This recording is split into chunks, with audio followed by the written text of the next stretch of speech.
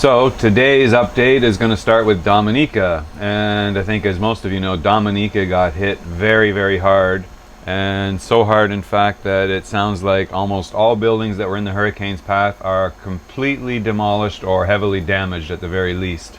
So Dominica did not come out of this one very well, unfortunately. We haven't had too many other reports yet. There's still, I don't think, with any communication or anything, so just some pictures have trickled out that we managed to pick up on.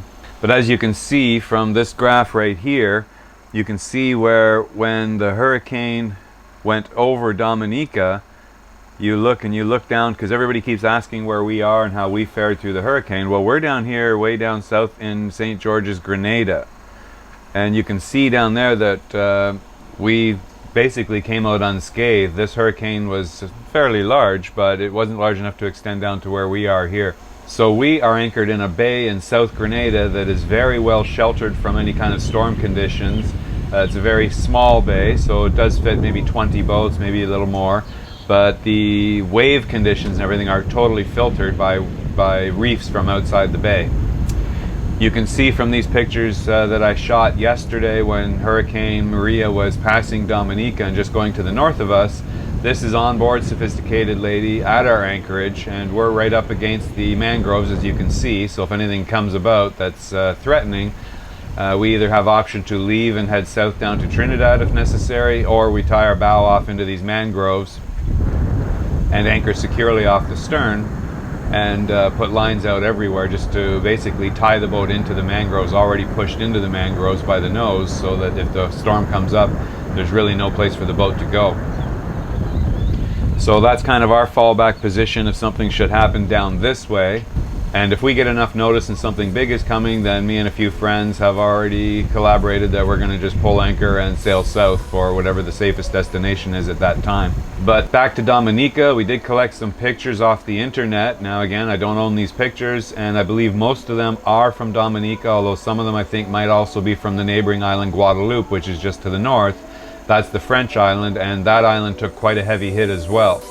So this is some pictures of the damage that was recorded in Dominica and Guadeloupe, and as you can see, a lot of the buildings are in very, very poor condition.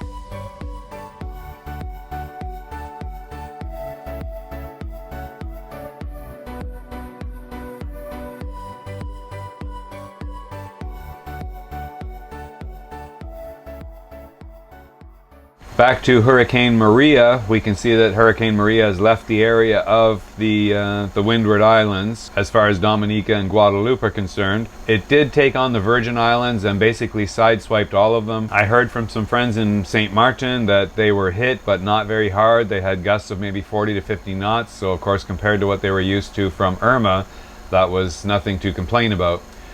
So when we look back at the British Virgin Islands, they took some weather for sure, but the closest islands to the eye of the hurricane were definitely the US Virgin Islands. So St. Thomas took a hard hit, and St. Croix took a very heavy hit, with the eye passing only about 20 miles away from the island. Not sure of exactly how much damage there. There's not too much information coming out of there right now, but now all attention is turned back to Puerto Rico, because Puerto Rico is a very big island with a very big population, and it's about to take a direct hit from the biggest hurricane it's ever seen since the 1920s. I've had some communication with some friends and viewers in Puerto Rico, and a few actually even sent in some little video clips. Here's a good friend of mine, Javier Lopez, that runs JL Marketing, which is a marketing firm that I worked with for several years, and he's just reporting on what conditions were like there last evening just before Hurricane Maria was about to arrive. Hello everyone, this is Javier Lopez here from Isabela, Puerto Rico, on the west coast of the island. I'm here with my son. We are trying to hunker down right now, waiting for this monster of a hurricane named Maria. I'm here at my family house. It's a concrete house. I'm just worried about the windows, so my dad over there, say hello. This is my son, Martin. I'm here in Isabela on a beautiful property named Royal Isabela, which is owned by my family. It's a golf resort, a beautiful golf resort, and I'm very sad that it's going to be destroyed. But I'm just wishing you all the best of luck, and God bless you. Next, we have a friend from Puerto Rico that is, I believe, to be a retired customs agent. And Alberto is living in Puerto Rico and also anticipating arrival of the storm. His house apparently is directly in the path of the eye. So Alberto was kind enough to send in a report just on what he's expecting to see in the next 24 hours. Hey guys, this is Alberto here in Puerto Rico, MB Mojito. And we're checking out the latest update as of 8 o'clock here in Puerto Rico, 8 o'clock at night.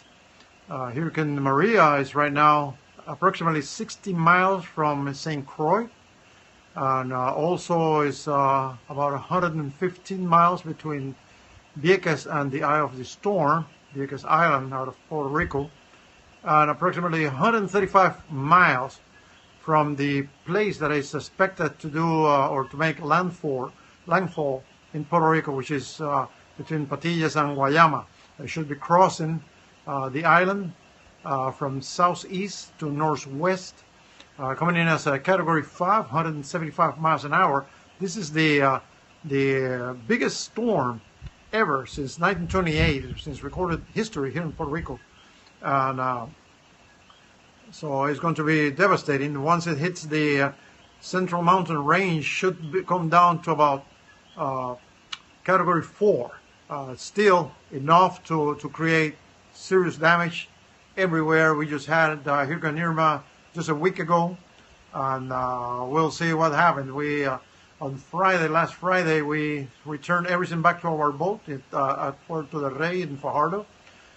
We had it empty completely, and just as we completely finished to put everything back to normal, we hear in the radio that Maria became a hurricane, and it was going to become a Category 1, 2, 3, 4, 5 just before it arrived to Puerto Rico. So on Sunday we have to remove everything once again. Monday I had to go back and re-tight everything again. So this time it's really bad, it's serious. So we're praying here, and we'll see what happens. Hope everybody do well. Also have another viewer, his name is Lewis, and he was just sending in an update before the hurricane was to arrive as well. Hello Rick, Luis Adorno from Puerto Rico right here. Right now, it's around 8 p.m. We're having light rains, some winds, maybe 15, 20, 25, but we're expecting the full force around 5 a.m. So now I've heard from all of them up until a certain point, and Alberto was sending in some reviews even up until this morning. The last thing I heard from Alberto, let me just look here. At 5 a.m., let me see.